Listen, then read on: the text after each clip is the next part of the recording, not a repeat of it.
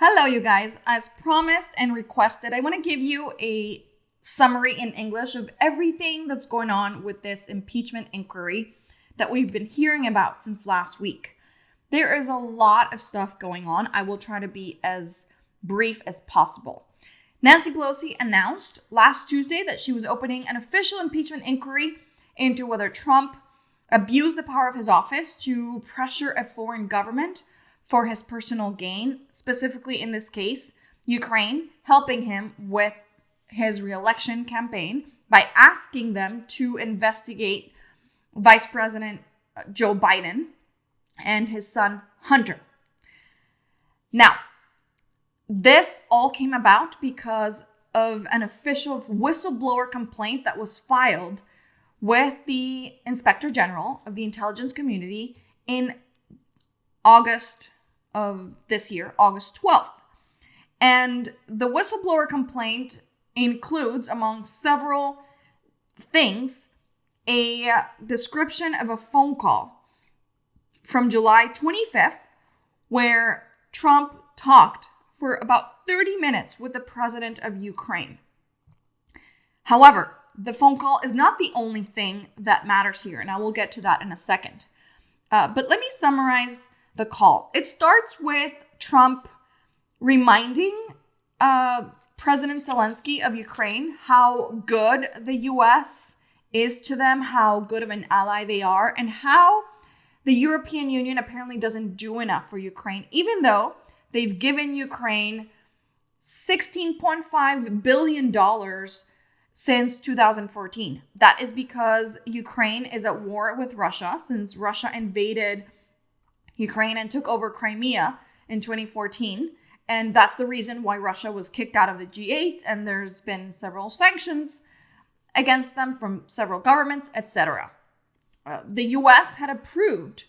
Congress had approved $400 in military aid to Ukraine last September 2018. And it was supposed to be released, but kept getting retained. We know that in mid-July, Trump asked his acting chief of staff, also director of the Management Budget Office, Mick Mulvaney, to retain the funds for Ukraine. And then let's get back to the call. He reminds them about this, setting a power dynamic of, look how much I help you, which is the perfect setup to help him later on ask for a favor. Zelensky obviously is just kissing ass the whole time because, again, he's a tiny country at war with Russia and needs all the help they can get. So he starts talking about all the collaboration they can do and how he really needs the U.S. military equipment to help him at this war, and that his government is getting ready to buy more javelins that are apparently some anti-missile tanks. And that's exactly when Trump goes in with his first request. I'd like to ask you a favor, though. And he doesn't mention the Bidens at first. He just asks Zelensky to look into CrowdStrike, a cybersecurity firm that determined that Russia was responsible for hacking the DNC server. Trump is obsessed about this because somehow in his head, he believes that the Ukrainians have something to do with it, even though everybody points at Russia. And tells Zelensky, the president of Ukraine, to work on this with his personal attorney, Rudy Giuliani, and Attorney General William Barr, who leads the Department of Justice. Then Zelensky mentions, oh, yes, one of my personal aides has already been working with Giuliani, your personal attorney. Which, hello? And then that's when Trump specifically asks Zelensky to investigate the Bidens. Now, let me make a little parenthesis here and remind everyone that Trump and his people have been on a smearing campaign against the Bidens in a story that has been debunked by any reputable media source out there over and over and over and over. this is another opportunity where Trump again insists that Zelensky work with his personal lawyer, Giuliani, and Attorney General William Barr. And later on, Trump kind of casually lets Zelensky know that he will predict that the Ukraine economy is going to get better and better. So that is something really, really troubling. The memo of this call is something that the White House released last Wednesday. Everybody can read it. But unfortunately, it's not a word-for-word transcript. Because here's the kicker.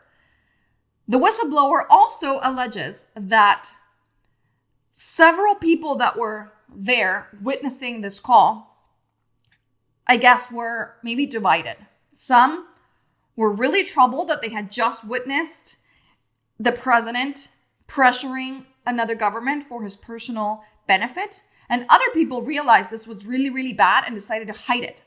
So, according to the whistleblower, White House lawyers decided to remove any record of the call and move it to a server that is only for the top most confidential, highly confidential information in regards to national security. So it's a national security server, nothing to do with political information. But apparently, this is even worse, this is not the first time that Trump's aides move transcripts of calls that can be politically damaging to the president to this server that only a very small handful of people have access to.